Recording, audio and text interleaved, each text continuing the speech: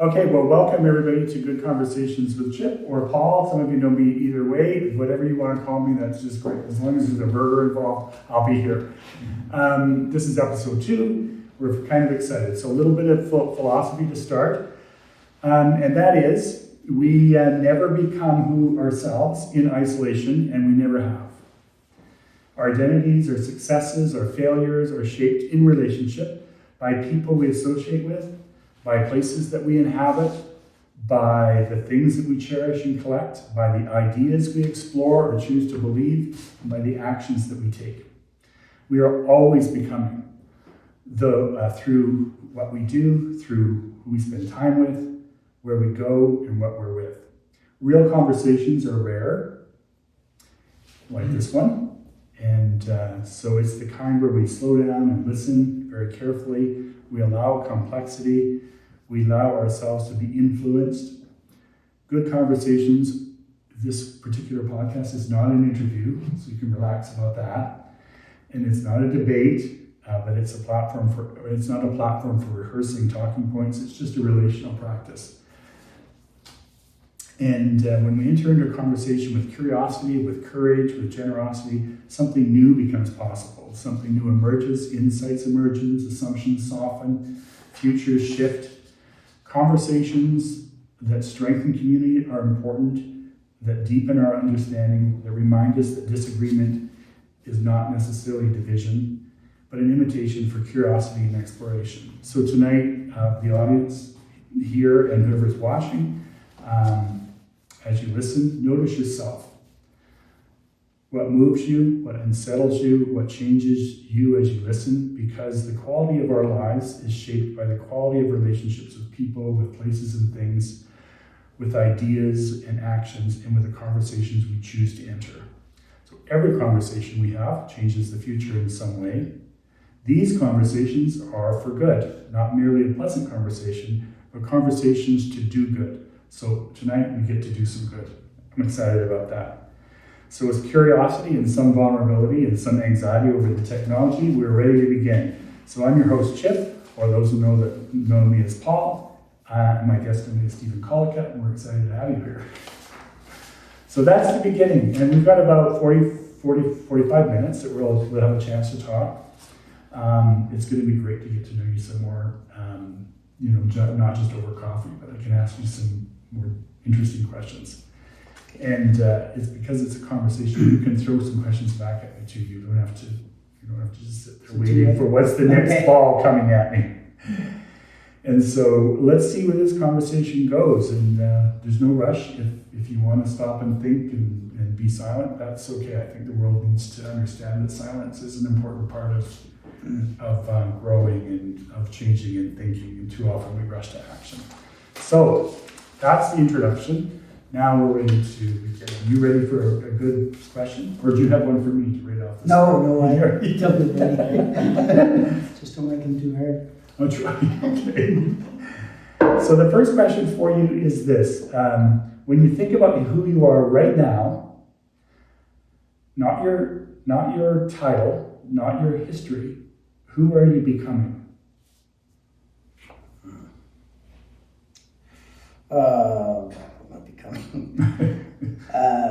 I look at myself, I think I'm becoming a good grandpa. In general, I just think I'm a good guy, honest, and just working, making the world a better place. So you see yourself becoming in that way, ways to make the world better. Yeah, which I think I've done all along. Yeah. That's been sort of your way of working in the world? Yeah. What has your attention these days? My attention, of course, I'm not sure if you're talking business or family, but... it's up to you. Whatever has your attention. Well, of course, you mentioned grandkids right away, so... Yeah, well, they have a lot of attention, actually, and my family has quite a bit, has lots of attention. We have lots of good things going on. Business is what really consumes me right now. We got lots going on in the business world. Okay. we're in the oil and gas, but we're in the power business, so we do a lot in the power side of the business, all over, not all over the U.S., but Western Canada, the Western U.S. we do quite a bit, and we do a bit in other parts of the world, not very much, but we do some there. What's driving our business, of course, or what's normally drives our business, the hospitals, hotels, commercial, industrial. But the AI industry is really consuming up a lot of our time and product. So, so that's our data centers. That's a big part of our business. It's a big part, so that's what's keeping us busy. Of course, we're growing our company. There's a few different ones that I'm involved in. In different markets, so that helps us quite a bit to be a little more diversified. But yeah, that's so. My question was, what has your attention, and so what feels most alive for you right now in your life? You talked a lot about business, but is there something that you're fascinated by, that maybe it is business, that really that makes you feel alive? Yeah, I would say business makes me quite alive with what's going on out there in the world, because we have a fairly large staff that I want to make sure they're quite successful in what they're doing, and they rely on what we do in business to make their living. But I would say family probably keeps me alive, and I'd say my health. Trying to pay attention to that a little bit, because normally I'm second or third on that. So, but I don't know if that's what you're thinking of. That's what I'm thinking of.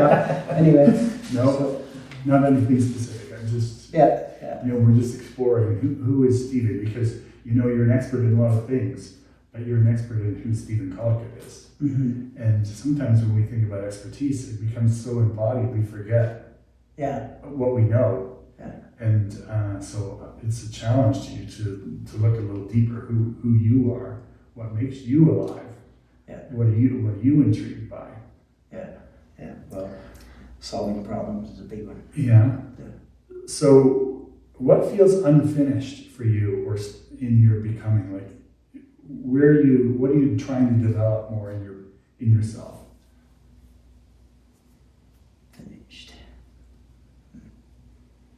Well, some things that are unfinished with me is probably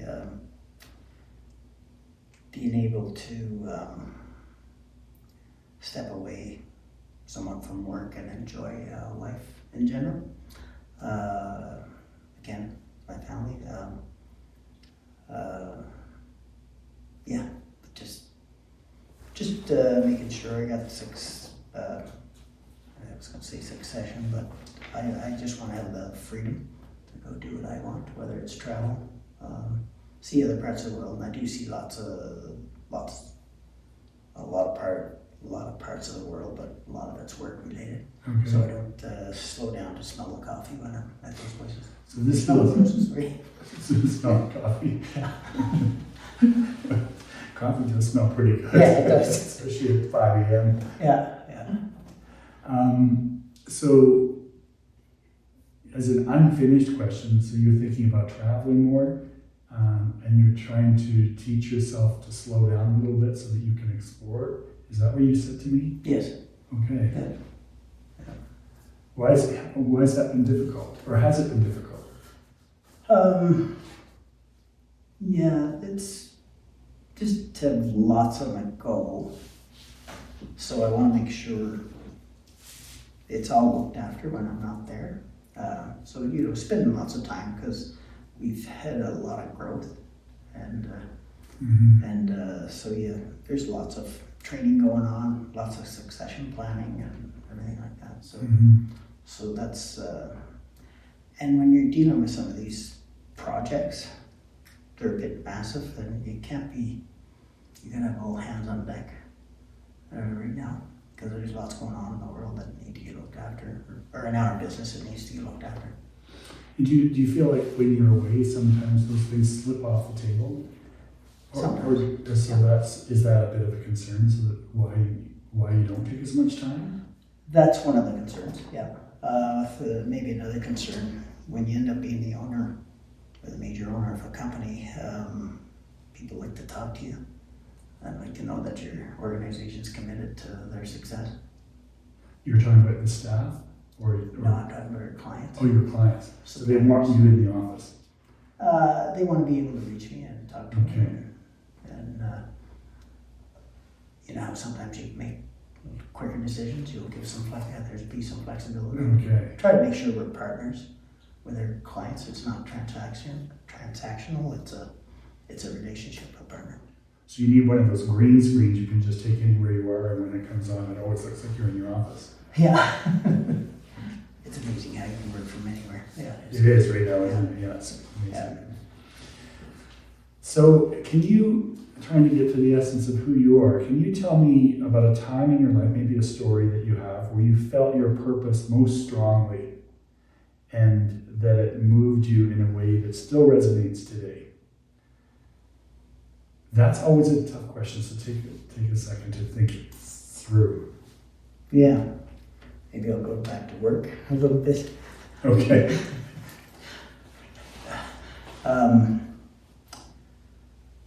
I think the profession I'm in, when I first started the business here in Red Deer, when I moved from Calgary, I seen what my competition or what the company I was working for, how they were treating clients. I'm not saying it was bad, but I felt like I could do a much better job looking after them, and so I kind of went down that path. But then I always took some professional development courses, which made an impact on how I see the world. Because I grew up a certain way, and you know, you have your beliefs when you grow up, how you grow up, and don't get me wrong, I took a different look at the world, and I thought it made me a much better person, and I think, just was a better person. So was there a specific time, like a specific experience when you realized that was it? Yep. Okay, tell me about that. That was the mid-'80s when I first came up to Red Deer. Just what I was doing with clients. And I'll tell you, one of the guys that made an impact on me, and I was just listening to his tapes, was there was Earl Nightingale. Okay. You know him? Yeah. You know that one? That one made a big impact. And then being your personal best, there was a course that was put on in Red Deer. Okay. And I happened to hear it on the radio, and I was running a service truck at the time, traveling around, so I ended up taking it. And I will say that one made a big impact also. Okay. On how I viewed people, how I showed them everything that happened to me. They said, that's your problem, not my problem. And as soon as I got that burnt into my mind, it made a big difference. Okay. So just a little bit more about that, so it's clear. Yeah. So you were learning in that course that you had responsibility for what was happening. Is that what you're saying? Yeah. Okay. Anything that happens to you is basically on you. Right. So that's interesting when we talk about the philosophy that we're working in this relational identity work that mentioned at the beginning, where you can't succeed unless everything around you is helping you to go in that direction. Does that feel different with the philosophy that you're working with from your personal best training, or? No, I think I still use a lot of that, or encourage a lot of people to do that, because you know how it's easy to slough things off. It's not my problem, or there's a reason why it failed or whatever. And sometimes if you break it down, there's things you could have done differently to make it successful. Okay, I see. So you recognize that when there's an issue that you have a hand in it, even though you might not have been the one that directly caused it or anything. Yeah. Right. Yeah. Or even your clients, your kids. Right, and so it goes the same way with positivity then too, right? Doesn't it? Yeah. Yeah, sometimes you'd talk to them and you'd have the clients mostly right, or pretty well always right, but sometimes you'll give a different opinion and say maybe we should look at it this way, and then I always work with them to prove out their concept, and even though I kind of know we're going down a wrong path. Okay, and has there been many times where the client is actually like, okay, this path might work, or do you kind of already see it? Are you kind of like a savant that way, where you kind of already... Yeah, and I should be careful how I said that, because lots of times clients are correct. So right. They tell me what they want, and I think that's great. Then I make it happen. Gotcha. But there's times, there's the odd time I see they're going down a wrong path, and I work at explaining to them and stuff, and they always appreciate it. Okay. They say, okay, this is not working, so let's go and turn it And around. what kind of skills do you bring to bear? Like, what's your attitude in a situation like that? My attitude. Well, it sounds like you're trying to teach a little bit. Oh yeah, always. How do you do that? I do it constantly. I'm always downloading.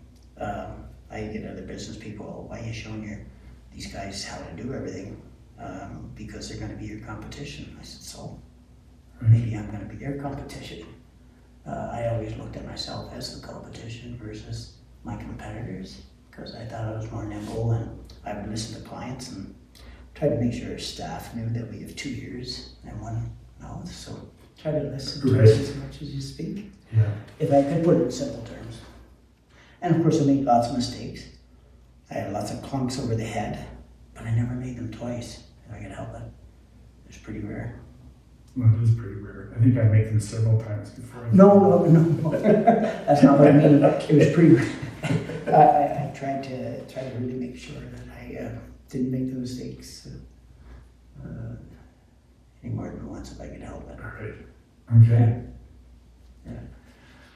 So around that time that you were doing, you moved from Calgary, you moved here, and you took those courses. Who else was influencing you? What was the texture of the whole experience? It doesn't sound like it was a moment. You weren't sitting in the classroom and all of a sudden the light bulbs came on. It sounds like it was a period of time.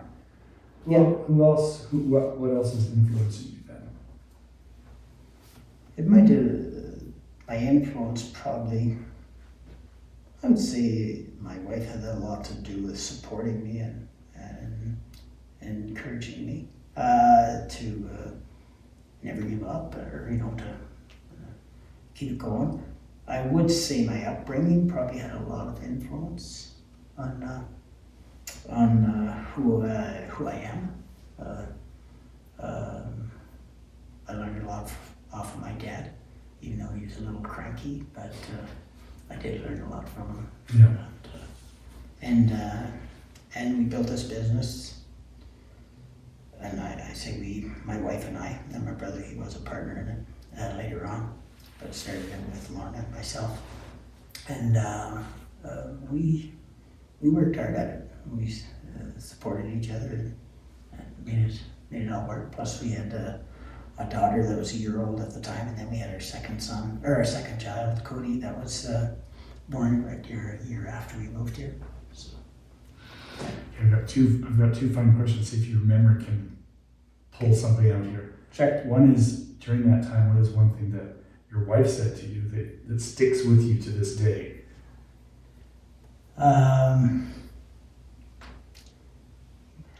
Like, I can almost picture the scene, but it's my own imagination. You should ask. There's a few things. One was a support. I'm just trying to think. I'm sure there's a few, but just I don't know. Do you think? You can't answer it for you. I'm just trying to think.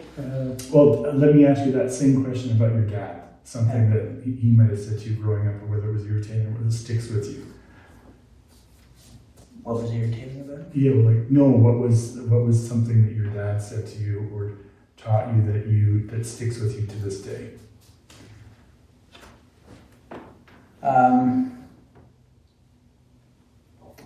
it'd be, I'm just trying to think if there's anything that really, well, there's lots of things stuck out that he taught me.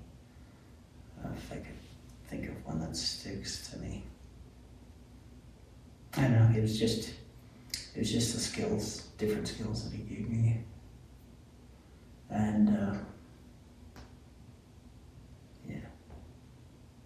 I don't know, there's not, but the's lots. As soon as you leave tonight, you'll have the answer to both those questions. Yeah. Text us. Okay. We'll say insert here. Yeah.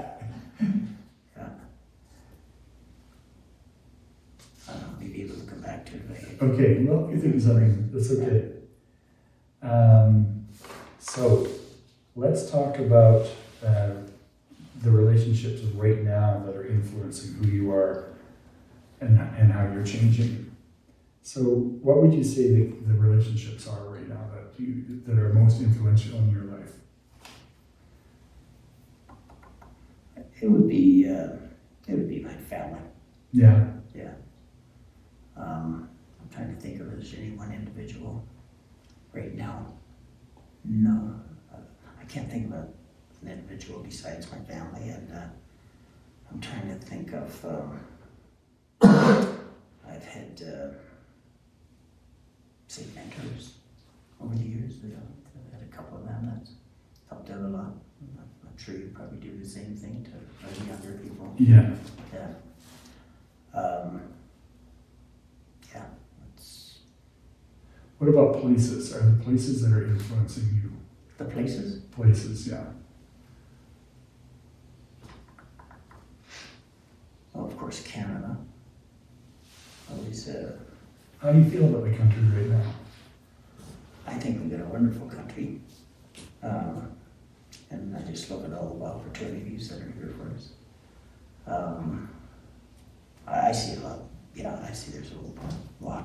A person could say, you could say it's all terrible, but I look at it, no, we'll get through it. We got a lot of smart people here in this country. Yeah. And we'll figure it out. We're no sludges. That And I idea. don't mind competing. Right. I think I'm a great competition. I like competing against Americans, any country. I'll compete for Canada. Sure. Yeah. I like the idea that you can look at things negatively, like you just said, Yeah. or you can look at it positively, and you're going to make much better progress by looking at it positively. What can be done, Yeah. rather than what can't be done. Sometimes I look at my hand, the hand that I'm dealt with, Yeah. but I just make the best of it. This is what I got today. Maybe the next hand will be a little different tomorrow, and Yeah. see the opportunities. Do you think other people are dealt similar hands, but Yes. just look at them differently? For sure. Well, Yeah. that was a lot of ruckus out there. Yeah. So is it then maybe your upbringing that gives you the ability to look at things For sure. more positively? Yeah. Okay. Could you tell me more about that? So, like, obviously you had some really good experiences growing up. Do you have a best friend that you stayed friends with all the way till now, or? No, because I'm from Prince Edward Island. Okay, so you're an Easterner. Yeah. That's why you're so pleasant to be around. I said, I think so. so when I come out here by myself. Okay. And that's where I met Lorna, even though she's from the next town from me. Also Prince from Edward the Island. East. Yeah, but I never known her until it was in Calgary. Yeah, Okay. so that's another way. No, the friends I have,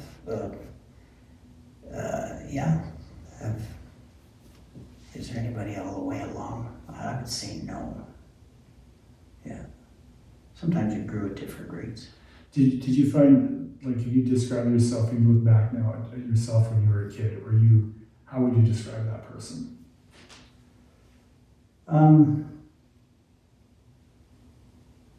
I was okay with whatever I'd done. I could, I guess, I don't think I'm a loner, but I would take things on. So did you tinker with things all the time? Like when you were All the 8-year-old, you were like, okay. Yeah, all the time. So I was okay with what I'd done. What was the first thing you took apart and put right back together? Well, Or didn't put back together? that's what I was going to say. There's a few things.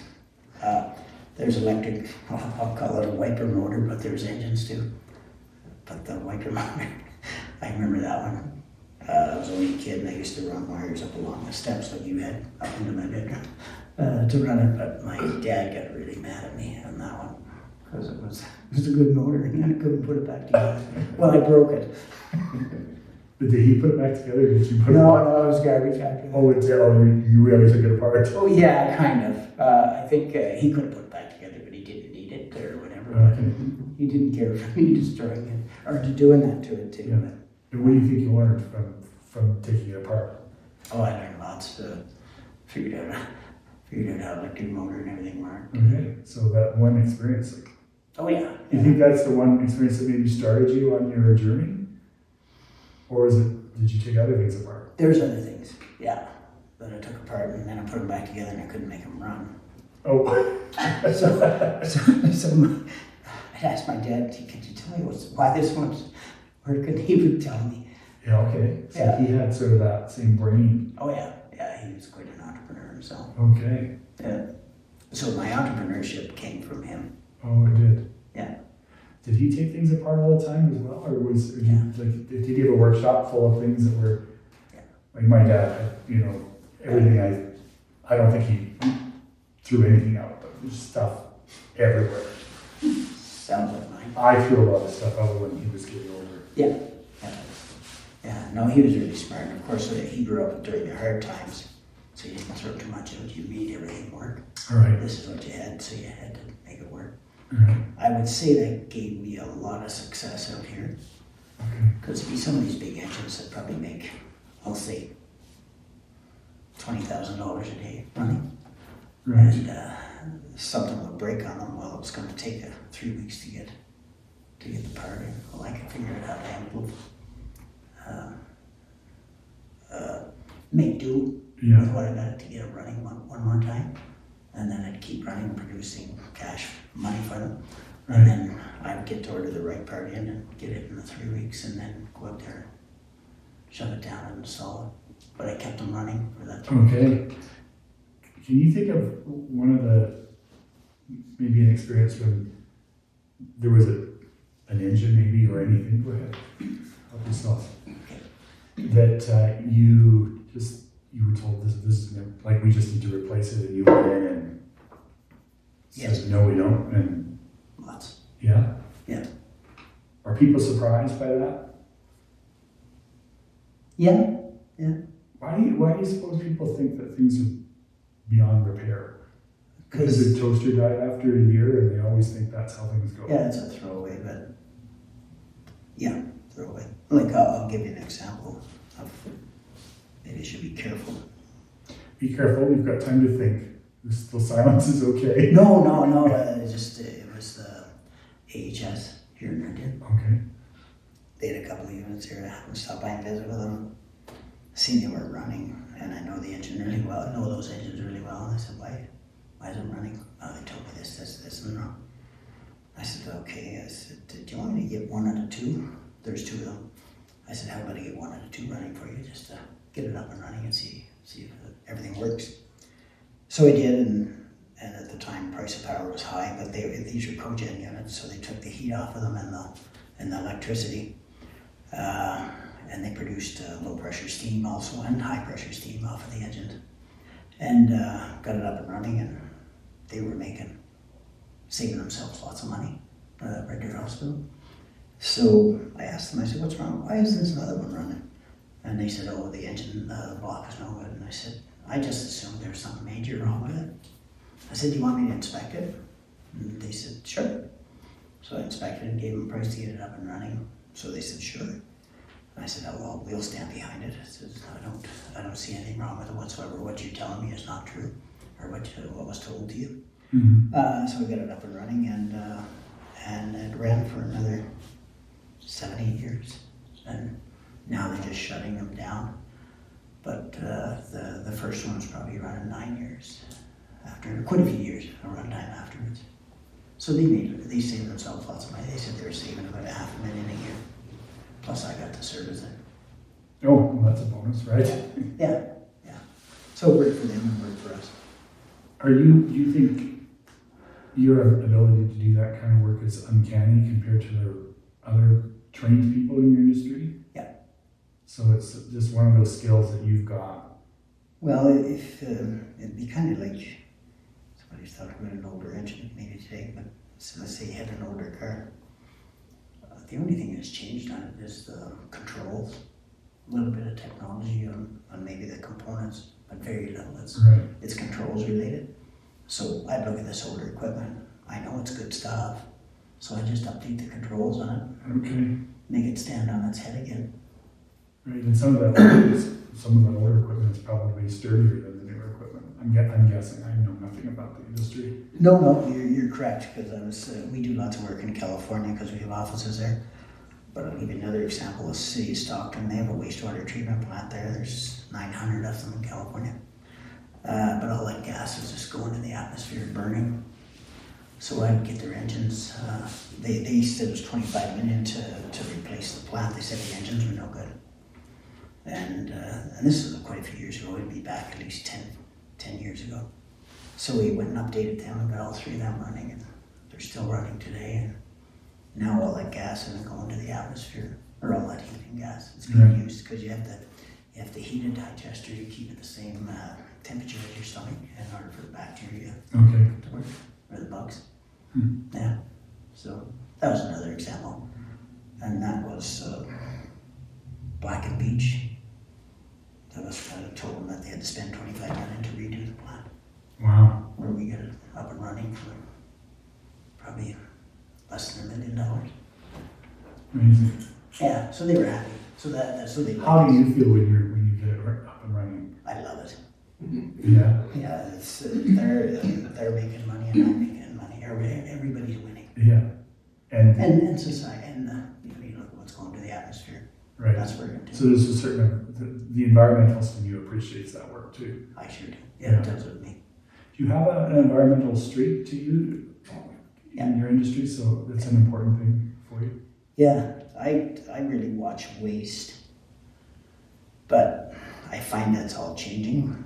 Sometimes when I give them ideas how not to waste, the end user, they don't like it. They say, no, just put new in. Right. And I think, well, it's too bad. I could save your company a lot of money, but if that's what you want, we do it. So they're stuck in that they grew up in that disposable, everything's disposable. Yes. Era where Yeah. they expect that new is going to be better than old. Yeah, that's a good point. But it's the risk too. They don't want to look bad, so they don't want to make those decisions. Which a lot of times I'll make it for them if they want, and we stand behind it and get their equipment back up and running. So I like this. So you really do understand the skill. You've got this sort of almost innate ability to see and do things that other people can't do. That's a nice thing to be part of. So then, as you built your companies, then you needed to start working with people. Was that an easy thing for you to do, or did you have to learn all those skills as well? So I know you're very connected to people. You have a very in our conversations, you have a very unique way of looking at how people work. Yeah. Well, what I've done would take lots of people. So even though I was part of it, I still had a team behind me. But yes, did I figure out how to work with people? I did. Don't get me wrong. I made my mistakes, like I said earlier. But I had a really good nose for people. And when I hired people, first thing I hired was attitude. I didn't care about their skills. Let me not say that. That's not true. If they didn't have the skills, I was okay with it. Just tell me what you had. And when I brought you on, I would say, okay, I know do for me, and I got a place for it. And if it didn't work out, I'd find another spot in our company to make him work. Or if it wasn't working period for him and us, then he would go his own way. Chances are I'd find him a job before he left us. Now I'm talking trades and stuff like that. So yeah, I was good at working with people, and I was good at downloading. When I was out in these big jobs, I would let them do all the smart work, and I'd do the dirty work, and let them figure out how to do it and make them look good in front of the client. And he was learning lots, so you could ask a lot of people that has worked for me, worked for us. They would say they never were bored, and they were drinking from a fire hose most of the time, because there was just lots we had to learn. And a lot of these people that worked with us, they'd go work with some bigger companies and stuff, and they utilized all those skills when they went to work there. So they took things with them. Yeah. Is it hard for you when you're watching somebody fumble their way through something new, and you've got the wrench and the grease, and you're listening and doing the grunt work that you know exactly what needs to be done, but you know it's better to let them figure it out? Yeah. Do you feel like you want to jump in, or do you? No, unless we're falling behind. Okay. And the customer's getting frustrated or something. Okay, so you let it be like a playing field, a learning field for them. Yeah. And I'll ask them I'll try to ask them questions. Okay.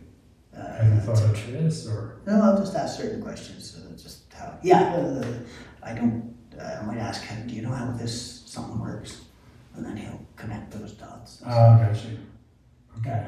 Yeah. So that was always good. Yeah.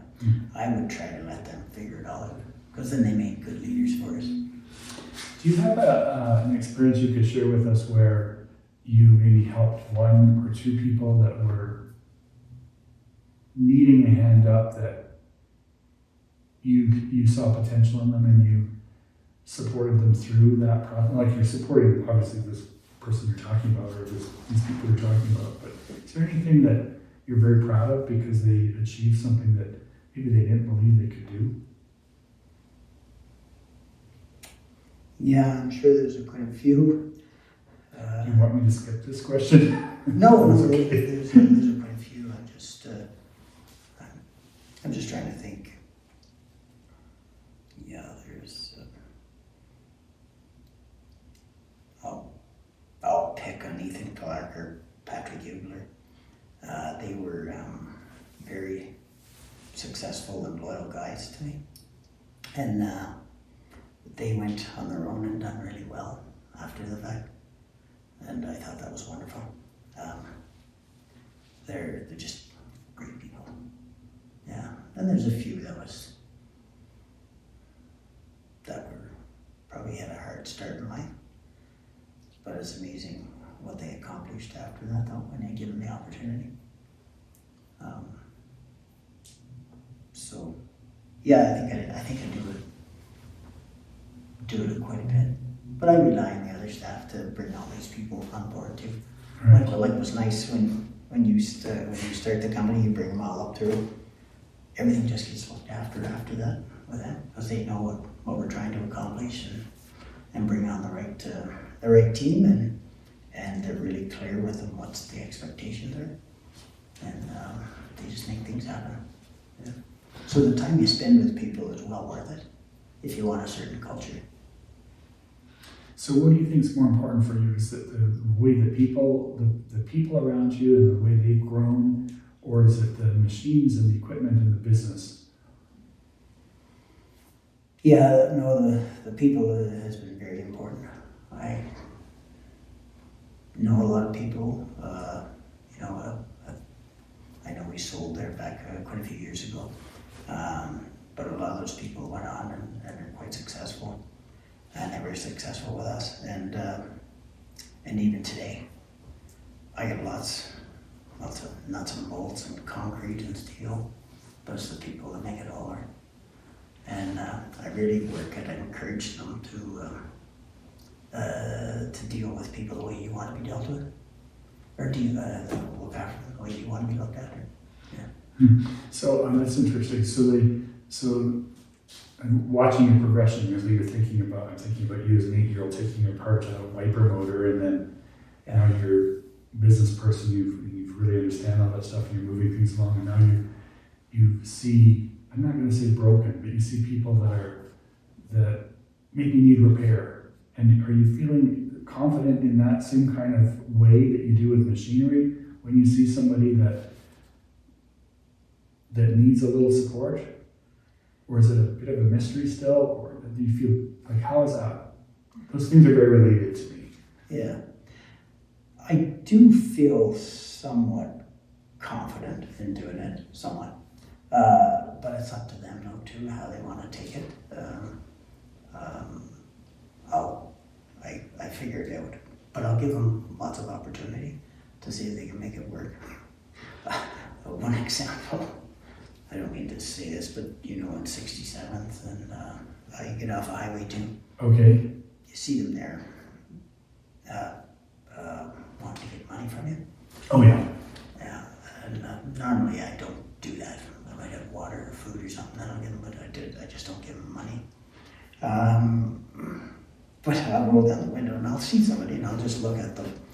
I think, I might be able to help that guy out. So I have my business card and ask him if he wants a job, and he automatically says no. And I'm surprised. I said, because I know we could start him in our business and he could work his way up if he wanted to. But it's amazing how many people don't. Has anybody ever said yes? Yeah. Oh, they have? Yeah. Did it go anywhere for them? Oh, yeah.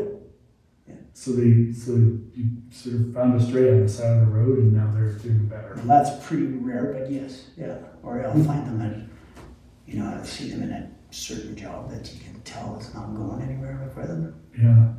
And he'll say, if you're ever interested, come and see us or whatever. Right. I used to do it a lot. But So I have a sense that way of caring about people relates to how you care about the community as well. Yeah.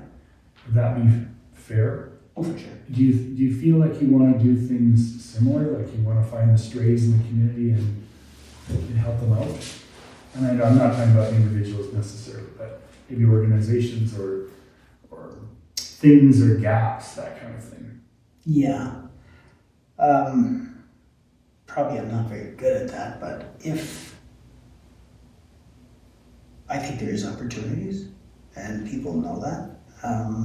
Or there's certain people that know that. Like fetal alcohol would be one of them. It's not uncommon to have some of those people in our organization.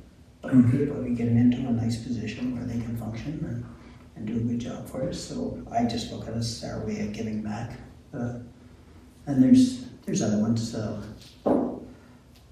we do, where if they need a platform to step back into the work world or whatever, kind of get themselves going again, we would be more than willing to do it, provided they're willing to do it. Mm-hmm. So community members that are out there, how would you encourage them to do some of these things that you're doing? What would you say to them? Well, it would probably be maybe I'll just pick on you, even though you're not in that. You haven't asked me any questions yet. I have before. But you would say, hey Steve, could you help this person out? Yeah, okay. You give me the background or whatever, and that's in most cases we would do it inside the organization. Okay. Or we'd say, yeah, let's see what we can do to help them out. I always make sure the staff knows the situation, so they're there and accommodating, helpful, because we're in a somewhat of a dangerous environment, but we look after everybody too. There's no risk, or we try not to have much risk, but yet some of our engines weigh 40 ton, so one piston's 300 pounds or whatever it is, so you got to make sure you kind of know it. But we have good leaders that know the checkpoints and make it all happen, even though it's $1 million job just to rebuild it. it'll go out and be successful. We'll have different people working on it. And there's some others. We have other people that are involved in the community that work for us. That they pay attention to if there's somebody there who can help out. Most of you've probably seen most of mine is probably help out money-wise more so than anything. What could the community, what could citizens of our community do to emulate what you're doing? Well, what I'm doing is building a business. You know, you employ people, they get paid a good wage. They're involved in the community, give back to the community, and some of them donate their time, and I always appreciate it when they do that. As you probably know, I don't have a lot of spare time, so I don't. You led with that. Yeah. What's that? You led with that. You have a lot of spare time. Yeah. So I don't get involved. Lorna does, but I'm not. I just have other things that I deal with. So you could probably say I'm a poor contributor in maybe to the community, even though I think I'm not. I do it in a different way. And why do you think I would say that? Well, I think there's things I could be doing to help a little more with people. But you know, I have a day job or whatever, so it makes it and I think what I do is within the business. And I think there's lots. Well, you showed up here, and these conversations are about doing good. So yeah. If people take something away from what you said or what we've talked about tonight, that has a ripple effect. So yeah, you are doing good things, not just in your business, but also elsewhere in the community. Yeah. And I think you're known for that. Yeah, and we're in other parts of the country, so we do things here, but of course Red Deer's the hub for us. You know, you look at Calgary, there's lots of business guys there that would they think we should be down there, and I said, no, Red Deer's home for us, and I said, somebody's we'd like to help out this community too. I have a sense that if you dared to try to move, there might be a wall of Red Deer citizens that would circle you and Lorna and say, and that's not happening. Yeah. You're standing here. Right, and which we are. We're not leaving, but I know we do a lot of business, and there's a lot of decisions made. So I spend a fair amount of time going to visit clients or review the project with them or whatever. Yeah. Is there something specific that you say that you feel like genuinely made a difference in Red Deer? I mean, you have so many projects, but... Yeah.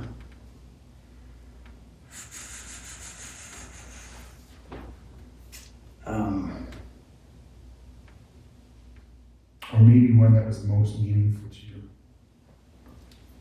if that helps. One that worked out pretty good was the Collicutt Center. That was, we were just still kids at the time. We were young. Say we were kids, we were 38 or 39. And that was a project. Well, we loved Red Deer. And I remember that project, all the talk that was there, what was going on and stuff, and we thought we'd be part of it. So that was a personal donation from Lorna and I. We told their kids they get a free pass for the rest of their life, so it's their inheritance. So we've done that one. I'm not realizing how that looked to the world, because we have clients all over Central Alberta and stuff. And it's amazing how they appreciated it, because the facility was made, whether you were 6 months old or 80 years old, it was built for everybody, and I always appreciated that. So that would be one. And I'm not sure if you remember along the highway there, when we had that building there, that was 300 plus people that worked out of there. Okay. And we shipped all over to Australia and different places, Iran or Iran, those places too. We shipped into those countries, but most of our work was Western Canada and the U.S. Mm-hmm. Yeah. So I always felt good about that was being done here. Everybody thought I was making a mistake, or I shouldn't say everybody, some of the competition, and also my clients. But the clients loved it when they come up here because we really hosted them. The problem we had though was attracting professionals. Right. It wasn't that Harder to attract professionals to the. But the city was really good with us. We had packages all done up, and if I could get them up for the interview and give them a little tour, Right. it was almost a slam dunk then. Oh, really? Good. Yeah. So that was good. Yeah, that's neat. Well, you'd be surprised to know that we've almost been talking 40 minutes. Yeah, I know. I didn't know that. But yeah. Yeah, I can tell. Yeah. You haven't asked me one question, but that's okay. I'm not very good at it. It's okay.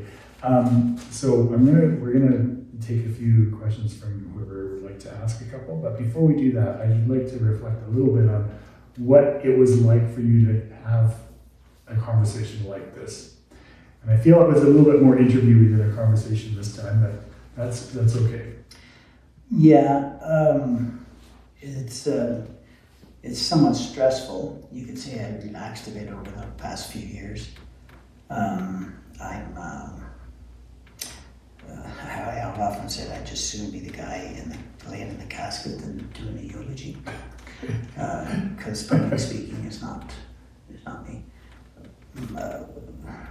I only had a grade 12 education, so there's a lot I probably could have learned if I went to university or better educated. I think would have helped out my business. But I recognized all my weaknesses, and I just hired good people to look after my weaknesses. So it worked out really well. On all the different people we had. Is there something else I was thinking of? Anything that surprised you from the conversation? Something that you felt or you were thinking, or? Yeah, there's a few things I couldn't bring up in my memory bank. Okay. It's a couple of the questions you asked. Yeah. I'm sure I'll think of them afterwards. Like what your dad might have told you, or what your wife might have said to you. Yeah. Those ones. Yeah. Mm-hmm. Lorna will tell you after what those quotes are that you say all the time. Yeah, for sure. Well, we appreciate you coming and doing this, and I think it's interesting to hear your stories. Mm-hmm. And the little things that you do just by handing a business card to somebody saying, call me, I think that's interesting. Yeah. To the bigger things that you've done, like working with the Collicutt Center, for example. And I know the influence that you've talked about being local in the community. I think sometimes that what people don't recognize is that others look at that example and think, I could do that. I could do something like that for my community. Mm-hmm. So there's probably going to be some of that comes out of tonight. Even people listen to the podcast will think, I could maybe offer somebody a job, or I could maybe do something small that would help. Yeah. In a bigger way. Yeah. Yeah. So. No, it's good that you shared those. Yeah. Normally I don't do this, but I got to know you over the past few months a little bit. So you're a great guy, and I was unassuming, and I look at what you've done. I thought, you and me. Thank you. I think there's a lot of similarities. Some year I might grow up, and you never know. Oh, I think you've grown up pretty good. Yeah. I appreciate your smarts, and I appreciate your outlook on things because it makes me think about mine. Oh, good. It's funny, I have one way of thinking, somewhat, and then somebody else will look at it in a different way, and I was thinking, why isn't it nice to look at it that way? Right. And I always appreciate other people's opinion. And I know I'm wrong. Some people don't want to challenge me, but there's lots of people that do, and I appreciate it. And I said, okay, you tell me why we should do it that way, and that's what we'll do. Sure. But then I explain to them the way I see it, and see what they think. I've been studying a philosophy called social constructionism for many years, and one of the core tenets of it is that there's no absolute truth. Mm-hmm. That to say something exists completely as a truth is incorrect, because it's always from the truth from the observer's point of view. Like you could have a cup sitting on a shelf, the handle pointing away, and to you it looks like a cup, but to the person in the other room it looks like a cup with a handle. Yeah. And it's both are true. Yeah. Right? That's just, Yeah. like, it's the same in the community. Yeah. And why when we have conversations that become so divisive in our community, it's a bit sad because you realize that they are both true. Yeah. You know, like we went through that thing with Nexus last week or a couple of weeks ago with the homelessness project, and you heard people speaking for or against it, and both of them were true. What they were saying, they were coming at it from different perspectives. Yeah. And when they can look at the thing as a whole, all of a sudden there's new insights that are discovered, new ways of being. And it's a real shame when we don't spend time with one another, really discovering and really exploring the difference in our opinions and seeing, well, why do they see it that way? Why am I not seeing it that way? And then sometimes we just realize we're using different language, and other times we realize there's a gap in our experience in the world. Yeah. Oh, for sure. Yeah. So I find it also fascinating. Yeah. And we have the same trainer, so we're at the gym. I like that. Yeah, So that's great. we're going to get him on here one day soon. Oh, good. Yeah. Yeah. So that'll be an interesting conversation to have with him. Yeah. Okay. Let's take it. He's a good kid, is that what you said? Yeah. Yeah, they're all kids, aren't they? Yeah. Let's take a few questions and then we'll wrap up. Does anybody have a question for Steven? Well, I have two questions. One is for you, and I'm sure everybody in the room wants to know, where did the chip come from? Oh. And the other one, I'll let you think about that because I'm sure it needs some explanation. No, it doesn't really. Okay, well, Bernadette, You can. I was sitting up in one of the Painted Lady. They're in San Francisco. Those are the big, tall Victorian houses that are known as Painted Ladies. And I was there with a bunch of my hippie friends about, 30 years ago. And I said, I've always wanted a nickname. And they batted nicknames around. And then one of them said Chip. And I looked at it, and that's it. That is it. That's it. So my close friends know me as Chip, and I like it. But I'm never one of those people that says, you must call me this or call me that. I'm not like that. So, yeah. So I feel personally connected to it. So. I did something too.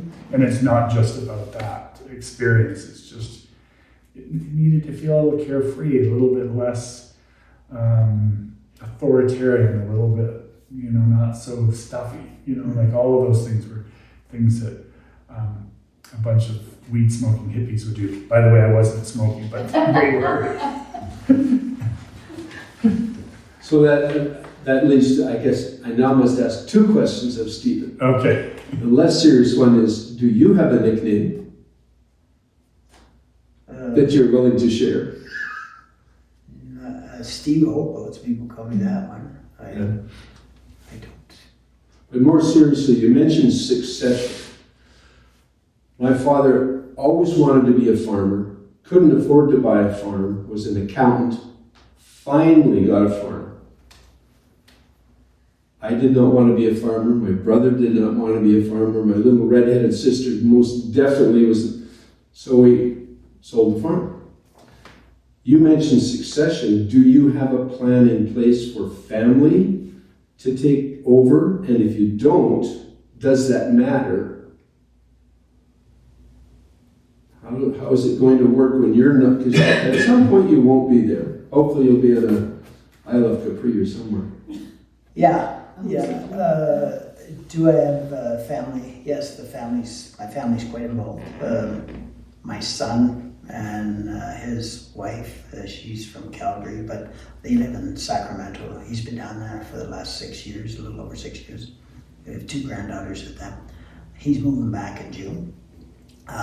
He's probably a lot like myself, quite technical, so he knows the equipment and stuff. Because when I talk about City of Stockton, I know how all this stuff works, but I'm not a computer guy where I can go into it where he is. So between the two of us, we made a good team. My daughter's quite involved. She's got business, and she's more in the HR department. Her husband's a CA. He was with us for, I'd say, 20 years now. He started out as a kid when we were at the other building. He was an auditor for one of the big auditing firms, and then he came to work for us. So he's a good guy, CPA. It's funny you ask that question. I look at them and I think I look at how much stress and the commitment there is in a business. So we're looking at, we have a president now. That organization that started last year. Took a couple of years to find him, or to find the guy. So he's with us, and so the kids, as far as I'm concerned, they can be part of it. They have their own life if they want to do their own thing, but they do like the business, especially my son, and I think my daughter and son-in-law do too. So why not have professionals in there to look after running a business, and you folks being the board? It's kind of,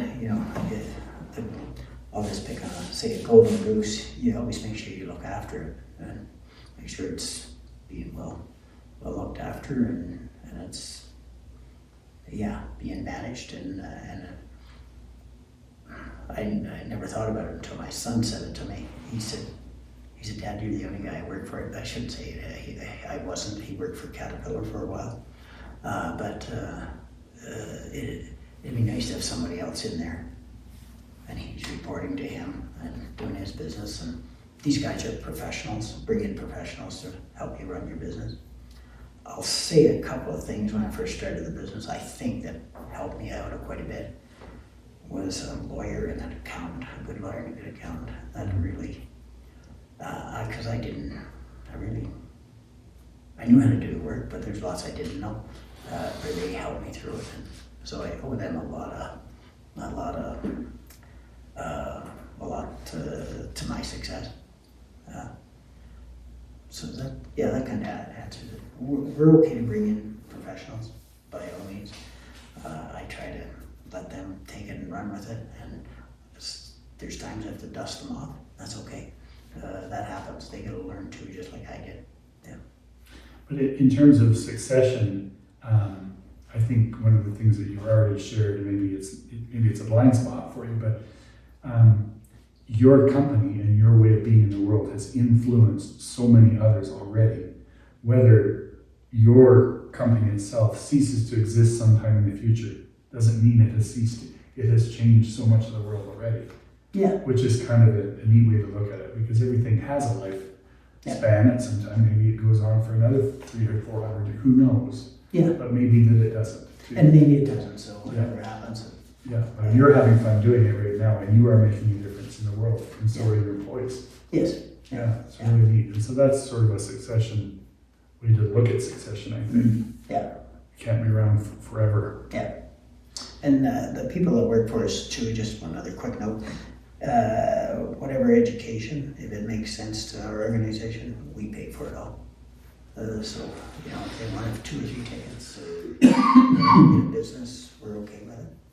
Yeah. I love that. Yeah.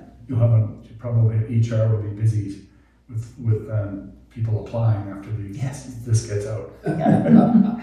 Okay, any other questions? I think that you got something, Justin? Yeah, thank you. Yeah, thank you. Been a really interesting conversation. Thank you. Yeah. Both of that.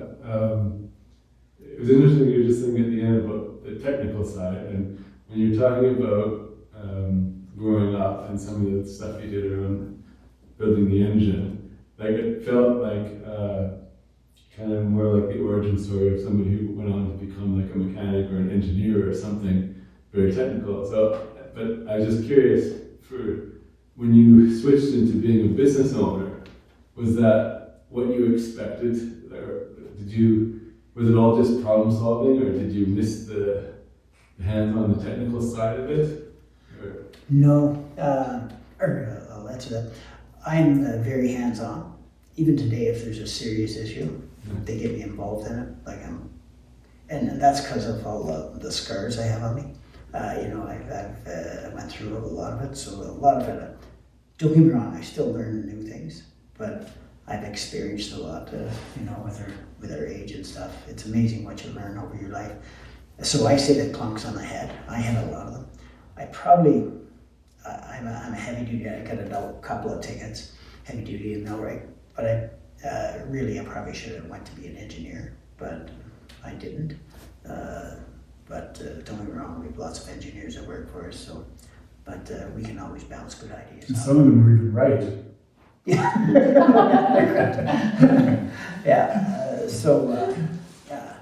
Yeah.